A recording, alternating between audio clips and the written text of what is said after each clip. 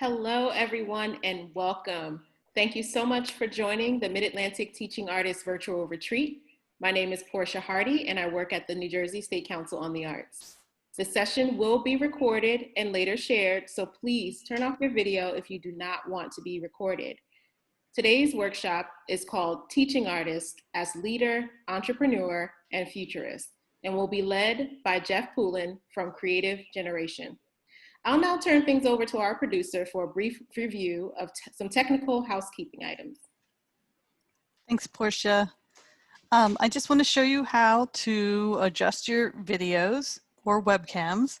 If you would like to see the sign language interpreter, you can scroll through your videos to see interpreter Laura, and then point your cursor at the top right of her video for the three dots that you should see there, and then get a drop down and click on pin video.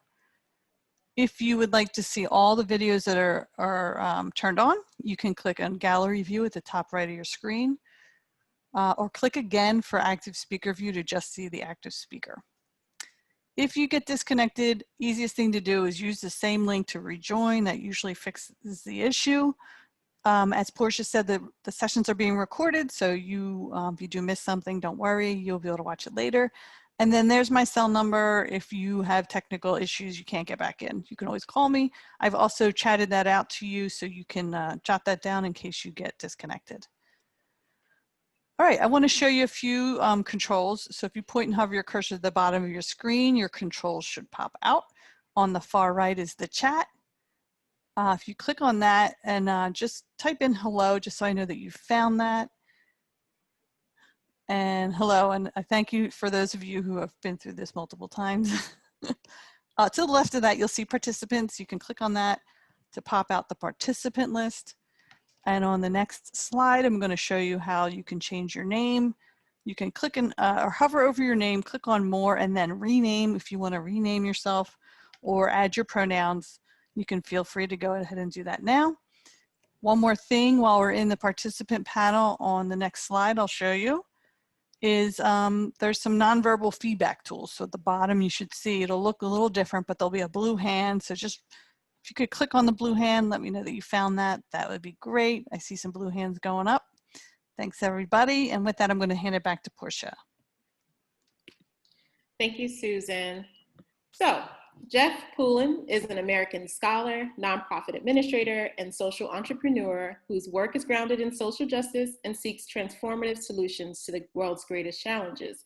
Jeff founded Creative Generation, which works to inspire, connect, and amplify the work of organizations and individuals committed to cultivating the creative capacities of young people. We encourage you to check out his full bio on the retreat's website. And with that, please welcome Jeff, and let's begin.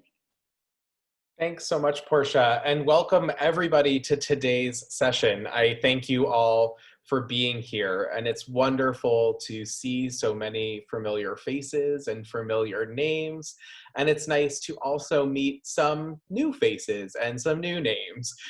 So before we get started, I see a few people have utilized the chat function to share a little bit, either a hello or their name.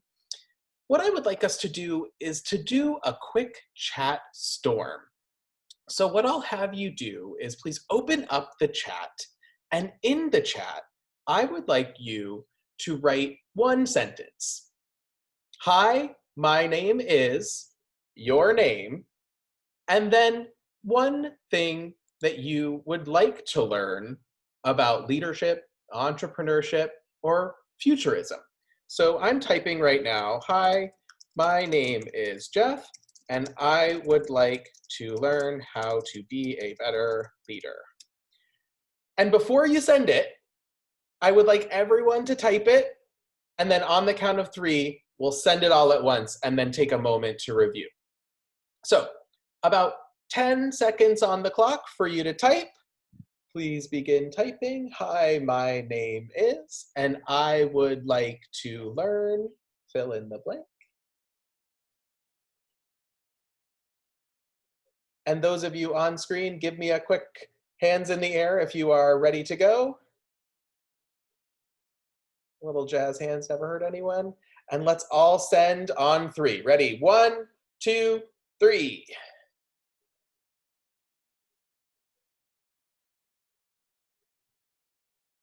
Wonderful. Now take a moment and peruse what all of our peers have said. What commonalities do you see? What differences? Are there any trends?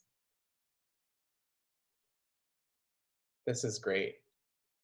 Thank you so much. And now I can start knowing who is here and what we want to learn. And I feel pretty good about what we've already planned. So thank you for indulging me in that activity. So in today's session, I've broken it up into 4 components. The first is an introduction. The second, the foundation of what we'll be talking about. In the third part, I'd like to share some research that we've done. And to conclude, we'll talk about those findings and what they mean to you. As means of introduction, here are my goals for the session. I would like all participants to explore the concepts of leadership, entrepreneurship, and futures orientation. I'd like to examine your current practices and construct ways of revising them through the lenses of social justice and artistic activism. And I'd like for us to all vision for the future and to map your role in the larger movements that are happening around us. So who am I? First, let's start there. I'm happy to meet you all. For those who I don't know, my name is Jeff Poulin, and currently I serve as the Managing Director of Creative Generation. But not unlike many of you, I grew up in the arts. I'm a direct product of arts education. I learned from teaching artists from the age of 2 years old. This is my very first dance routine. It was titled, "How Much Is That Doggy in the Window?" Guess who was the doggy? Yes, that was me. No, I do not still have the sequin suspenders. But I share this to convey a little bit of vulnerability, but also to say that we all have this in common. If we're attending this conference, we likely have a story about our origins in the arts and cultural sector and why we're working in arts education. What's interesting about my story is as I grew up as a young artist, I learned how, at a very young age, to use my artistry for purposes of social change. When I was 17 years old, I was part of a group in my home state of Maine to work on education reform called the Maine Youth Action Network. And I used those theater and dance skills to engage young people across the state to take pieces of youth-centered legislation to our state capitol. Here on this day in the photo, I believe we were doing some sort of warm-up activity that I think was titled the Funky Chicken Dance. But what we ended up doing that day was meeting with the state legislature and testifying to create 2 youth positions on the State Board of Education.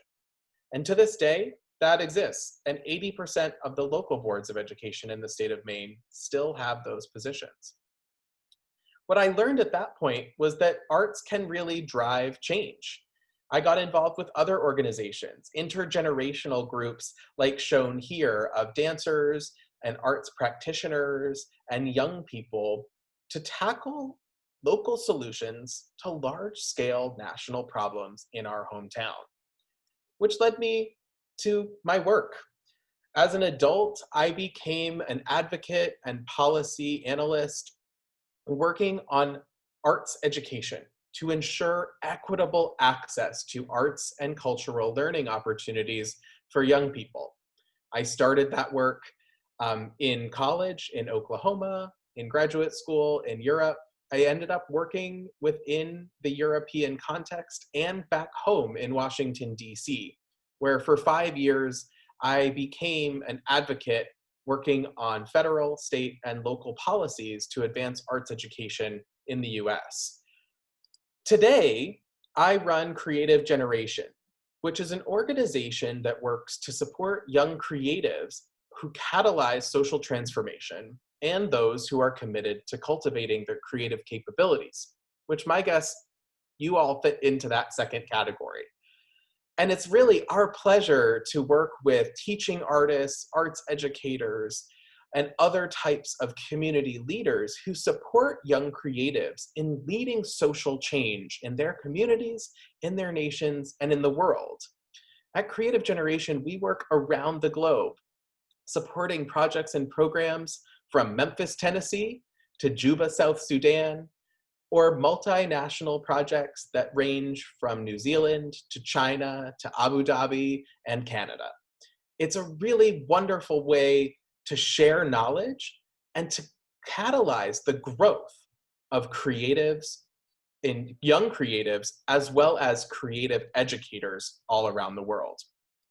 So I'm really happy to share with you my background as a means of understanding how we can all be at the center of social change using our area of expertise in teaching artistry. I believe that, and I hope that you all believe that too. And I'm going to tell you why I believe that in the next section. So looking at the foundation of this work that we stand on, I wanted to share with you a few pieces that relate to my story, but that are practically applicable for everybody here. At Creative Generation, we operate on the understanding that arts and cultural education is a fundamental civil and human right. Though we may not think that that's the case here in the United States, around the rest of the world, it's broadly understood. Starting in 1948 with the Universal Declaration of Human Rights, every nation in the world agreed that individuals had the right to education, the right to cultural and creative expression, and the right to organize for change. Clarified in 1989, the Conventions of the Rights of the Child specify the specific rights of young people, and Article 39 specifically states that every young person has the right to learn through the arts in order to develop their own cultural identity and to freely express themselves. After the year 2000, the arts and cultural education field around the world organized, and under the auspices of UNESCO, the United Nations Education, Scientific, and Cultural Organization, they published leading documents like the Roadmap for Arts Education, the Seoul Agenda, and just last year, a document called the Frankfurt Declaration that outlined the ways that nations and states can deliver on the promise of arts and cultural education for young people. These pieces of literature inspire countries to craft policies, like here in the United States, Reinvesting in Arts Education, published during the Obama administration, that was a precursor to the arts opportunities found in the Every Student Succeeds Act. In other countries, some of my work was done in Ireland, where we published the Arts and Education Charter, which was an agreement between the Ministry of Education and the Ministry of Culture to outline how young people would have access to arts learning opportunities to deliver on that promise of the Universal Declaration of Human Rights and the Conventions of the Rights of the Child. However, my whole narrative that was built changed with this moment. What's on my screen here is a photo from a March for Our Lives, featuring young people, musicians and actors, standing on the stage, leading a march of young people and their adult allies to our nation's capital. Now, we won't get into the politics surrounding the issue that they were advocating for, but I think that we can all agree that the young people, the young artists at the center of this movement did something spectacular that day. And it caused me to question, why? Why is it that we advocate for arts education? Surely these young people were not thinking about their raised SAT scores or their high school's lower dropout rate. What they were actually caring about was how they could make a better world. So, as any good academic does, I went to the literature. And I asked the question, how do we talk about the work that artists, educators, and community leaders do to cultivate creativity in the next generation? And we started by looking at the narratives that are painted in the United States and found three trends among some of the most cited research. The first is that people talk about the role of arts education in lowering dropout rates. The second was that arts education is correlated to higher standardized test scores. And third was that the arts are correlated to graduating college and student success in higher education. When we looked at a focus group of leading arts and cultural education practitioners, what we found was that these narratives did not resonate. They were seen to be demonstrative in correlation, not linked to causation by any means. That these narratives weren't what was actually happening in arts classrooms or cultural organizations and communities. And that these leaders in this focus group found that they had a desire to rewrite the narratives to align with the actual work happening in their programs. And this finding is not something that's new. It has been outlined in key publications within our field for several decades, including Gifts of the Muse, which was published by the Rand Corporation in 2004. So we got to work and we offered a solution. We offered a solution to the field to give language to the phenomena that we were observing. What we shared was the language of the creative generation, or Gen Z for short, which is a term that actually comes from the consumer marketing arena, where they wanted to identify a segment of the population that regularly consumes arts and culture. However, when describing this segment of people, these marketers talked about an intergenerational group of people, not bound by age, but that shared 4 common creative capabilities: creative thinking, cultural consciousness, connectivity, and concern for community. And at Creative Generation, we believe that these creative capabilities can also be used to catalyze social transformation towards the goal of more thriving communities and a more just world.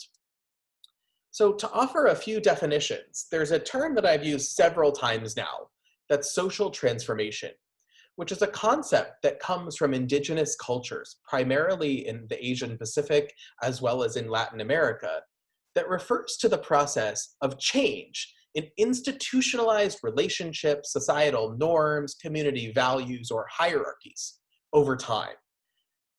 And when we talk about the use of arts and culture to drive that type of change, we call it creative social transformation. So how can artists, young creatives, and other culture bearers actively change the dynamics of the social fabric of the community that they're in towards justice? When we think about this, we look at it in terms of a process. By communities investing in youth and the cultivation of their creative capabilities, that creative thinking, cultural consciousness, connectivity, and concern for community, those young people lead efforts of creative social transformation that end up creating more thriving communities and a more just world, which in the end work towards the establishment of regular goals that we see in our day-to-day work of our nations and states and communities, like community development, economic development, international development, or further youth development. And when we think about this, we try not to get too trapped in the heady theoretical space and think about it really practically, but know that our work ultimately is part of a larger theory of change that creates thriving communities and a more just world. When we think about the real practical application, I'd like to revisit that term creative capabilities, which is broken into 4 components. At Creative Generation, we've spent 9 months defining these characteristics and studying them in youth-led, arts-centered social change projects all around the world. I'll talk more about that project in a minute, but for now, I want us to think about the role of these 4 terms in our day-to-day work as teaching artists, both in terms of how we interact in the world and through the education that we co-learn with students. Creative thinking, we define as the ability to identify challenges and employ creativity to envision solutions. cultural consciousness, which is the process of understanding one's own cultural identity and developing a respect for and often participation within other diverse cultures. Connectivity we see as a commitment to remaining engaged with peer or social groups, regardless of time or location, through virtual and interpersonal means. And lastly, concern for community, which is acting as a servant leader, regardless of one's means, to strengthen the communities to which we belong. So I would like to pause for just a moment and let us take about 30 seconds of reflection to think about these terms, how we may embody them, and how they're relevant in our work. So if you'd like, I'd offer you two ways to process this reflection. You could make some notes on a piece of paper that you keep to yourself. You're free to offer some words in whatever format you see fit, a sentence, a poem, a collection of one-word responses in the chat. Or if you'd like, if you're of the artistic nature, please feel free to draw a little photo, perhaps a sticky note portrait, if you will, to capture your thoughts.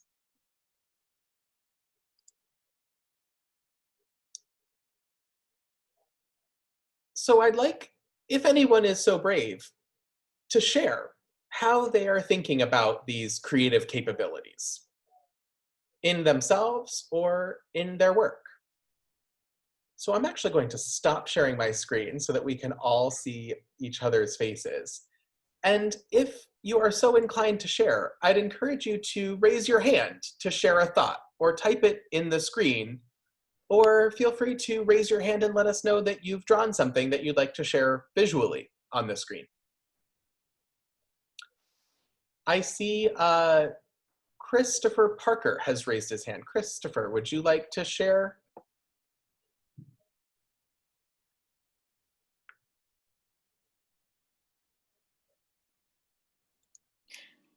I did. I didn't really raise my hand. I put it on the chat. And so what I said was, I reach out to youth and I teach a class called Creative Thinking. And what I find is there's a challenge that some of them face, maybe many, of not being creative or not supposed to be creative or not permitted to be creative. Let's call it anti-creative paradigms. And we learn to fight those, and we actually do social activities. Last year we had the temporary arts festival on campus.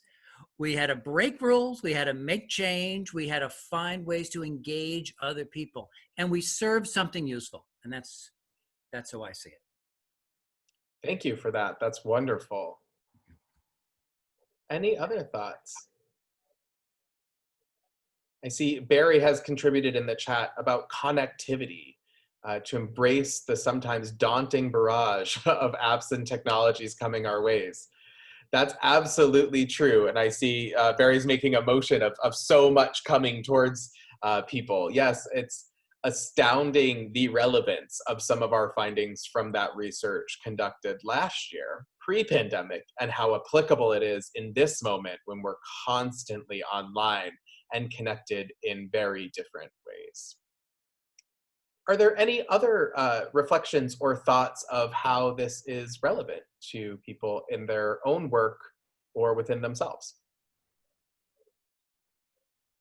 I see that Ellen Williams posted that in role playing for real life theater program, she encourages youth to create improvisations around social issues they identify with and intent to work for social change.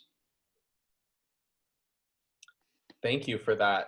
And I see Denise shared her experience as a Black female youth development practitioner. Denise, if you're comfortable, I'd love for you to share that and maybe expand a little bit about how this is the backbone of your practice.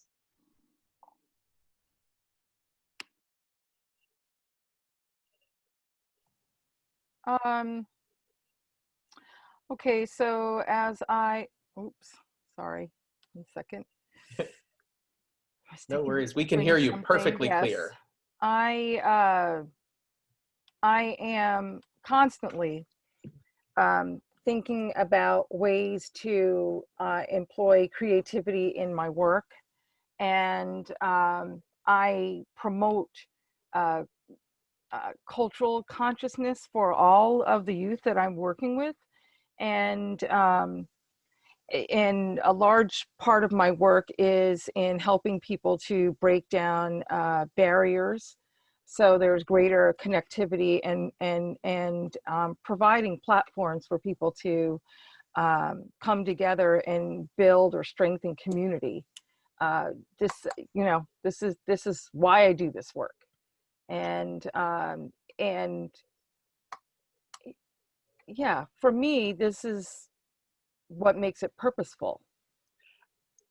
Thank you so much for that. And that is the perfect note to end this small break for questions on, simply because I hope to always wrap up the dialogue about the creative capabilities, recognizing that none of this is new. We simply spent a year listening to practitioners like Barry and like Denise that have been doing this work as the very core essence of their practice for their entire lives. And what we hope that by offering these definitions and sharing the creative generation framework is to give new language so that we can move slowly away from the language of those gatekeepers that we're so often appealing to, so that those narratives about arts education that appeal to only the things that funders or mayors or other types of decision makers care about, that those can go away, and that the way that we can describe our work is empowering and allows us to be the leaders as experts, the leaders as futurists and entrepreneurs that we really can be as teaching artists. And that's what we hope to offer with this exercise. So with that, I'd like to actually carry on with the presentation and to move into our last two sections before we have another moment of conversation. And I'd like to share with you some of that research that I told you about before. So building off of that year of work, we refined our research question.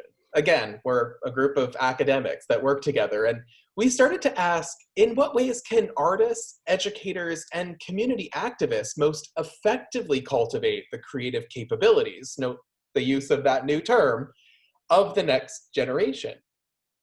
And what we found was amazing.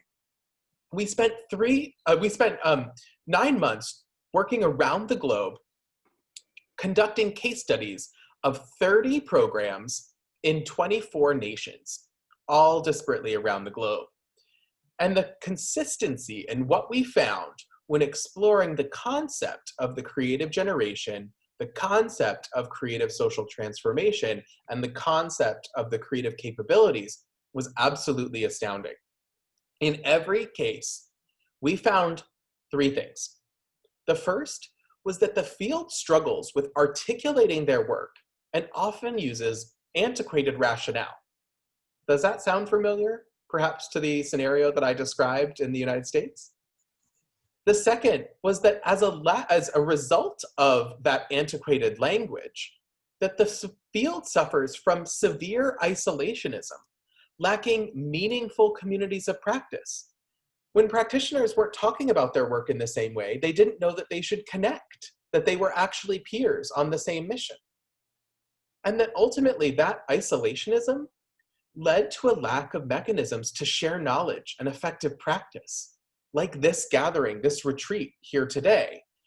And that as a result of that lack of knowledge sharing, that we were dealing with stagnated pedagogies. What might have been revolutionary in one community in 1995 no longer met the needs of young people in 2020. So what we thought about was, how do we deal with this? And we reformed our research questions one more time to get more specific. The first was about how can young people be supported in their pursuit of creative social transformation? How can adults, such as artists, educators, and community activists, or community leaders, be supported in their work supporting the development of young people as catalysts for creative social transformation? And thirdly, how can both young people and adults who are committed to creative social transformation navigate those very strict systems that govern their work? And we came up with two ideas, two paradigm shifts, one related to policy, pedagogy, and practice, and one related to cultural institutions viewing their work as that of civic institutions. When it comes to policy, pedagogy, and practice, and this is a whole other training that can happen, so don't dive too deep into this, but that we believe that all three components are interconnected. The policy, or the why, provides the time and the resources and the opportunity for teaching artists to engage in their work. And that work has two buckets. First is the pedagogy, the instruction, the curriculum, assessment, and so forth, that connects with the practice, the active engagement in social justice work, civic engagement, and youth empowerment. And through that process, bringing those items together, particularly social and racial justice with the arts-based pedagogies, we found that young people have a better understanding of themselves and of their community and of the world. But what we also know is that that process of connecting pedagogy to practice, when it feeds up to policy, can lead youth and educators and communities to be influencers of policy change. So the very policies that give us the opportunity to engage in arts and cultural education can be impacted for the better to seek more equitable and more just systems. Two examples of this from our research took place all around the world can be shared here. One is a program called Dance for Social Change that's operated by an organization called Dancing Grounds in New Orleans. They put on a site-based, youth-led dance festival on the topics of gentrification and displacement. They used their dance to tell the stories about how the housing policies in New Orleans after Hurricane Katrina negatively impacted the communities that were there, leading to displacement. And their work led to systematic policy change within the housing and urban development of New Orleans. Another example is the Rising Arts Agency in Bristol in the United Kingdom. This youth-led arts-based agency creates pieces of artwork that hang around the city of Bristol, tackling social issues. They've recently launched a campaign called Whose Future that examines the narratives about the future of their once industrial city through the eyes of young creatives, particularly those who are people of color. Their work has led to the city changing the policies that impact young people through their eyes for the better. The second paradigm shift that we hope to see is how cultural institutions can change their perspective to view their role within community as that of a civic institution, so that civics and culture do not sit side by side, but instead are integrated in mission. Two examples of this, one comes from Bangladesh, the Bangladesh Institute for Theater Arts, which works with UNICEF to increase news literacy among young people and families, particularly in the rural regions of their country. What they focus on is allowing for people to be able to parse, quote unquote, fake news from real news through theater. They're focused on the overall betterment of their communities using theater education. Second is the Hub 312, which is an organization, a bicultural organization in Auckland, New Zealand, that brings Indigenous Maori youth together with settler young people, particularly those who are white, to have cultural exchanges and redefine what is understood as youth culture in the city of Auckland. They work on issues like environmental justice and climate change, and racial justice and community homogeny. What they ultimately do, though, is bring together the once disparate cultures of settler and Indigenous to create a new shared culture with principles from each. So in this experiment, we found a number of things when looking at those paradigm shifts. And they've all resulted in three concepts that directly reside within teaching artists every day: leadership, entrepreneurship, and a futures orientation. And that's why we're here today, to explore how these relate to our work. When it comes to leadership in the arts and cultural education space, I once led a 5-year study that looked at arts education leadership that resulted in a publication with this graphic on your screen. Now, this study was flawed in a number of ways and is totally in the American context. But I'm really happy to share that at Creative Generation, we're in the midst of a global study that is collecting the attitudes and perceptions of arts and cultural education leaders in 10 regions around the globe to elevate those key elements that allow for people to lead the change that we're talking about in this session. How can teaching artists exemplify leadership in their communities, in their organizations, and in their work? And by October 27th, we will have the findings from focus groups in Latin America, Southeast Asia, Europe, the Middle East, Oceania, and the Pacific, and North America.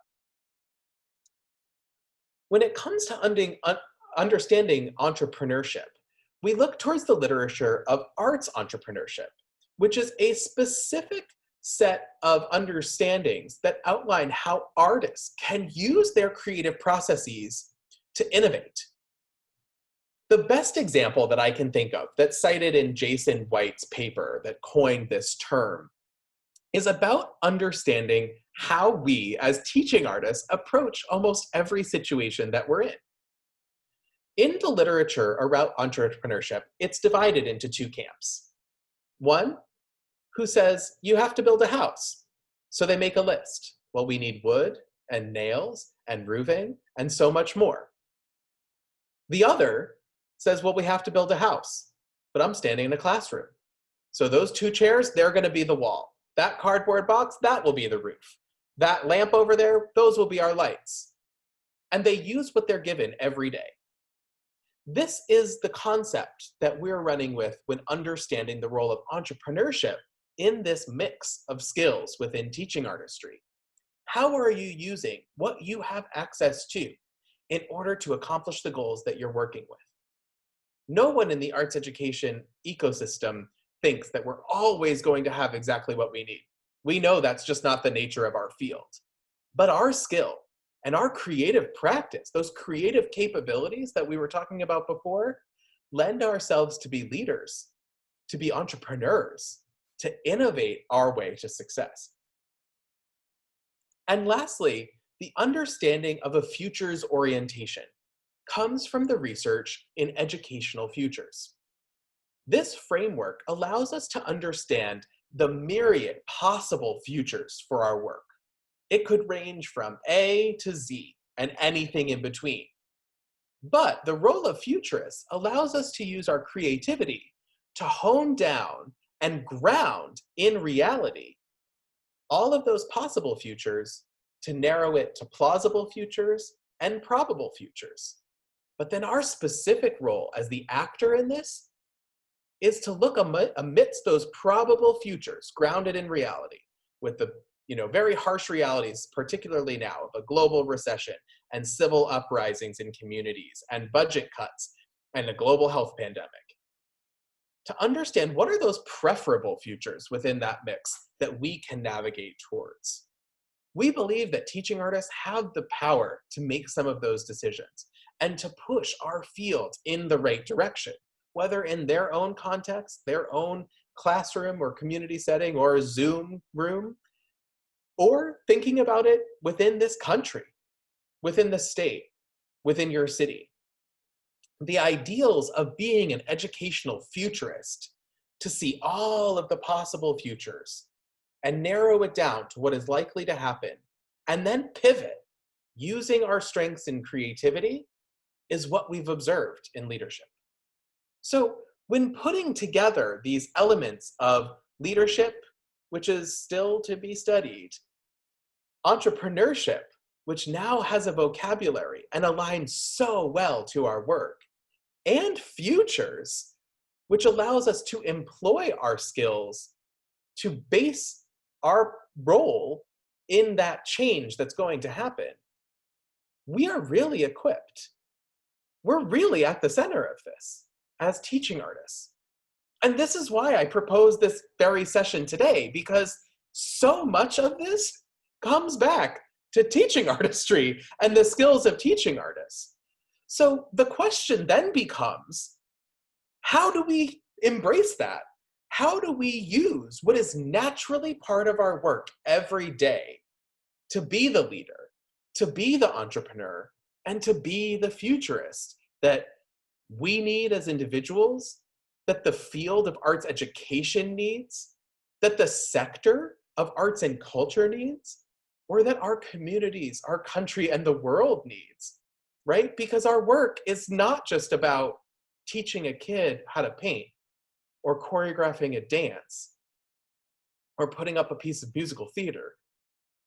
Our role is to cultivate creativity in the next generation so that we can deal with the global challenges that are happening, like climate change and poverty and clean water and mistrust in institutions, and to tackle those big problems in the most local way we know how, with young people. So I conclude this session with this big question for us to grapple with, because the solutions are not systematic, they're personal. And it's up to us to reconcile with this, recognizing the powers that we have. So in a way, I feel conflicted. As a researcher, we spent 2 years in the field and more to come, seeking to understand this. And have we found a solution? A perfect one? No. But we do have a series of questions that we can all take on to help understand our own role. So in that vein, I turn it all back to you. What does this mean for your work? How can we possibly grapple with these changes that are coming forward? So I'd like for us to use a little bit of this time to think together, to share ideas, to collect potential actions that we can take. And of course, I'm happy to answer whatever questions that you might have about any of our work during the next 10 minutes or so. But I turn the floor back over to you, and I'm curious about your thoughts, your reactions, and your questions.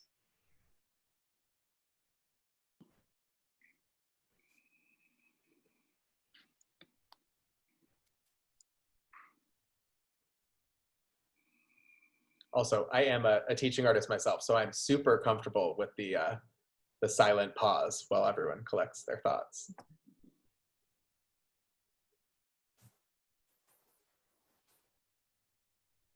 I'm seeing a lot of praise, Jeff, in the comments. It's awesome. Thank you. Thank you all.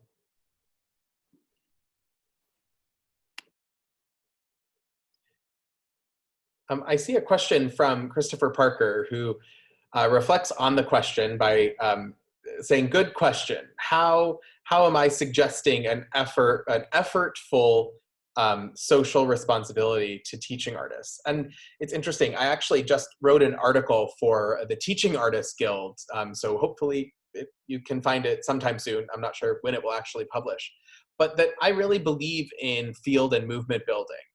That's one of the secondary findings from our work, is that where real succinct change has occurred, it's been through field and movement building efforts. So I would say that gatherings like this are absolutely essential to build connections, and for teaching artists to come together and create those communities of practice that we identified in that research, to share their knowledge amongst their peers and to work collectively together to tackle some of these big challenges. Particularly now, in light of all that has happened in 2020, we have so many challenges that we'll need to be working on within schools and communities, within our country as a whole. And I think that there's a very specific role for teaching artists in that mix. And I know when I put on my teaching artist hat, I know the work that, that I have to do with the young people that I learn with. but it is something that all of us do need to grapple with, and that is made much easier when we're working together.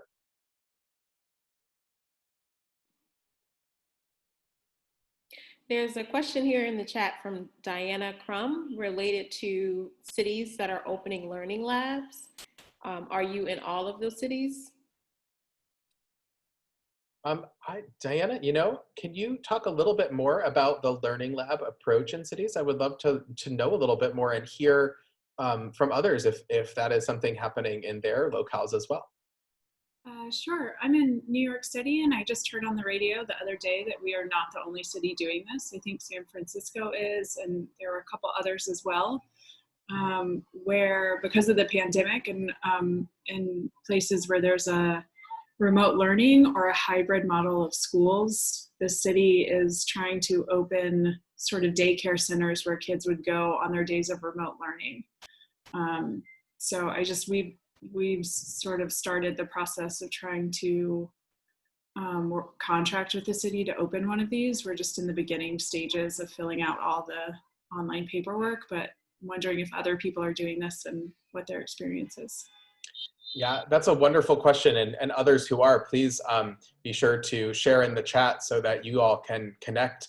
I would direct our attention to that model, the educational futures model, right? That's a perfect example, right? There were so many potential futures at the start of 2020 that so quickly became narrowed as to what we might deal with amidst the several pandemics we were facing. And now it seems like you are taking that probable one, these learning labs, and positioning it as that preferable future for arts learning, right?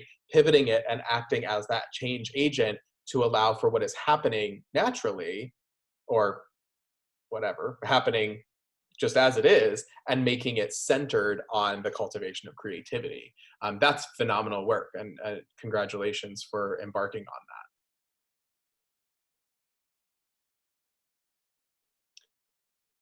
I see Jennifer Ridgway is holding up the work of Teaching Artists of the MidAtlantic as one of those hubs that can be a gathering place for teaching artists to connect, as well as the resources that are happening online at teachingartists.org. And Barry Stewart also highlighted the International Teaching Artists Conference coming up, and encouraging folks to take a look. Yes, and actually Creative Generation will be sharing our latest development. We're one of the innovators actually for the International Teaching Artists Collaborative. So we'll be sharing the new research hub for that has been created for, with, and by teaching artists, including the launch of what's called the Teaching Artists Yearbook, which is a publication of research and practices by teaching artists for teaching artists. I might add in on the conference, if I may, that Sure. My understanding is that there's a limited number of spots available for TAs from the United States because they want to make sure that there's balance internationally. So if you are interested and haven't signed up, doing it sooner than later would make sense. I would second that.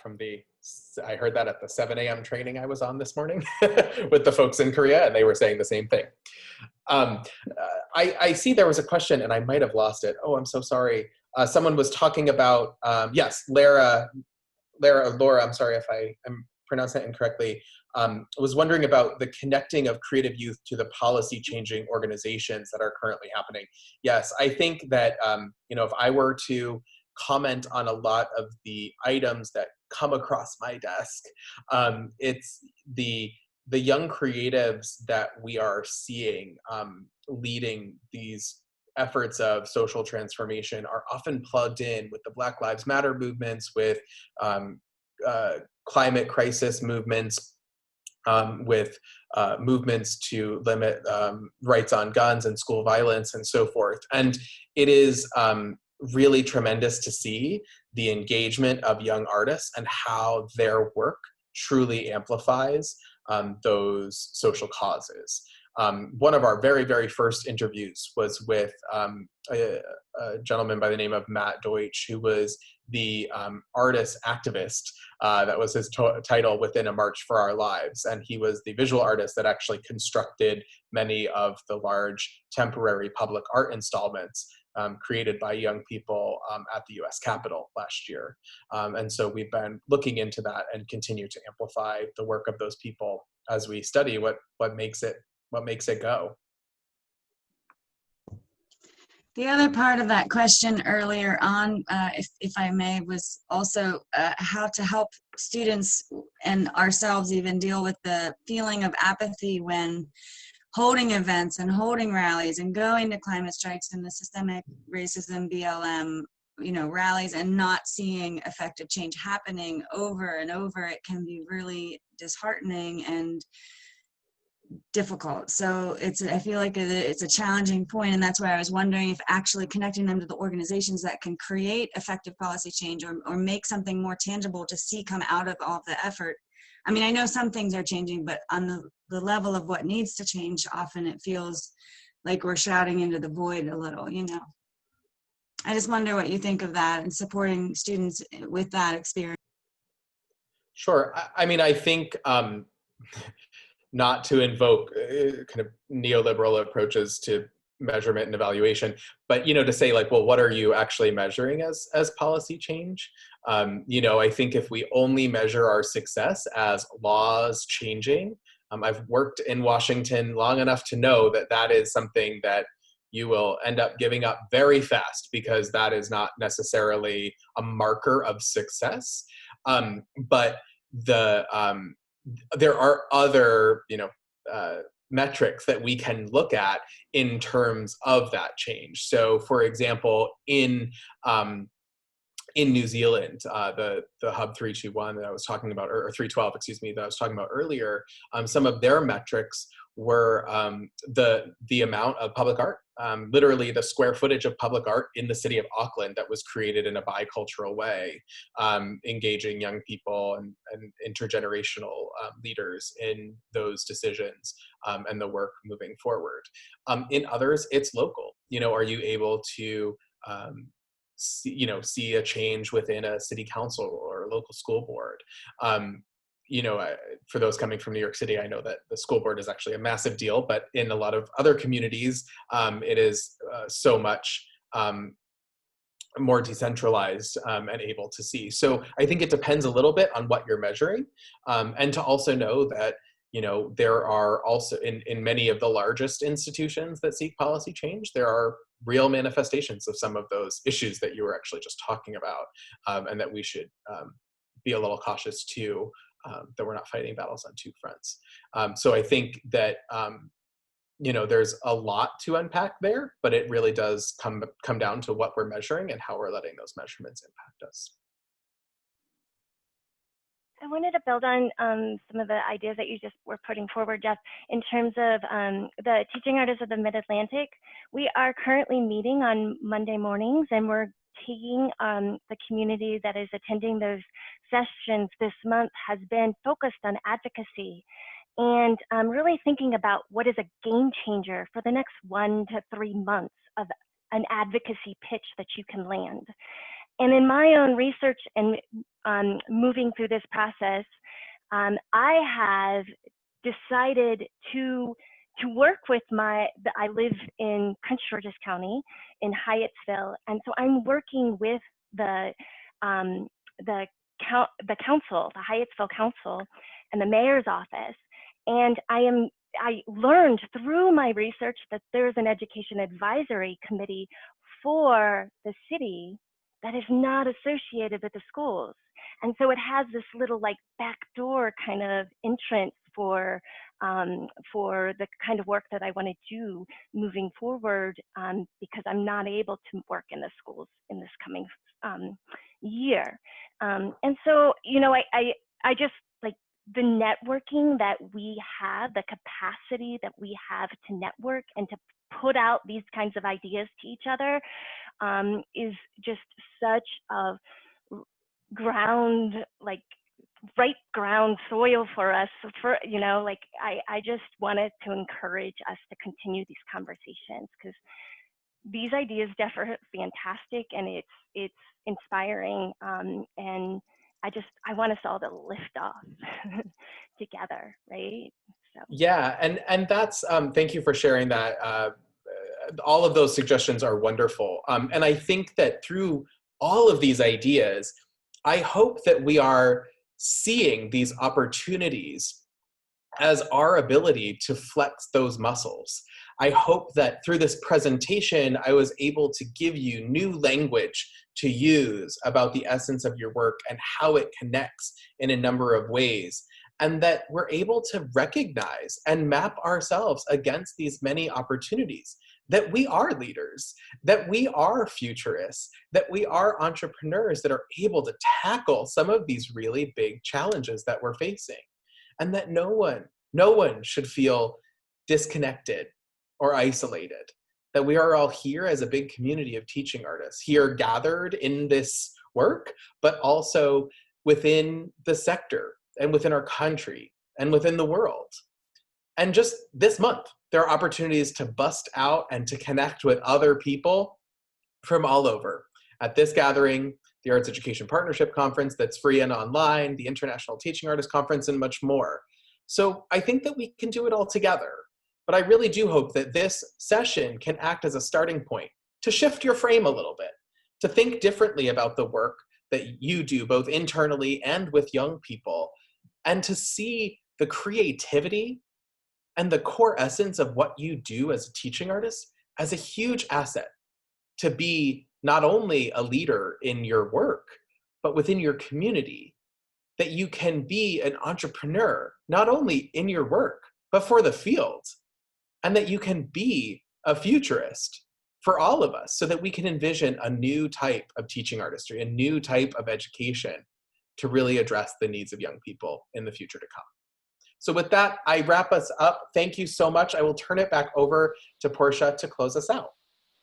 Thank you so much, Jeff. That was an excellent presentation. I'm sure that there's going to be conversations going on for weeks and probably years to come. I would also like to say that as we close out the MidAtlantic Teaching Artists Virtual Retreat, that I hope you all feel empowered to be able to have further conversations with your state arts agencies about this type of topic and what you're doing on a daily basis, on a weekly basis with your communities to elevate the arts, bring forward social justice, and to engage youth in a creative way every single day. So please keep those lines of communications open, because I think that's a great starting place for that question of how. And so with that being said, thank you so much for attending today's session. And before we end, we'd love to take a minute to hear from you about how this workshop's resonated with you. So our producer will now post a quick poll. Recordings of this workshop and others will be available on NASA's YouTube page within the week. Look to the chat to see a link to our Facebook group, where I hope we will continue this conversation and connect throughout the year. And please join us there to offer your reflections on today's workshop. The link has been posted. Also, watch your email inbox for a brief survey every Friday of the retreat to let us know what you think. We hope you will join us for tomorrow's session, which will be our closing plenary for the retreat, From Survive to Thrive, Sustaining Teaching Artistry, featuring Ayanna Hudson, the Arts Education Director for the National Endowment for the Arts, Alicia Lee, Coordinator of Fine Arts for Maryland State Department of Education, and Miko Lee, Interim Executive Director of the Teaching Artists Guild. The 2020 MidAtlantic Teaching Artists Virtual Retreat is a co-sponsored project of the MidAtlantic State Arts Agencies in partnership with the National Endowment for the Arts and the National Assembly of State Arts Agencies. We are grateful for your generous support of all of these collaborators and grateful for your participation today. Thank you so much. Goodbye and have a great evening.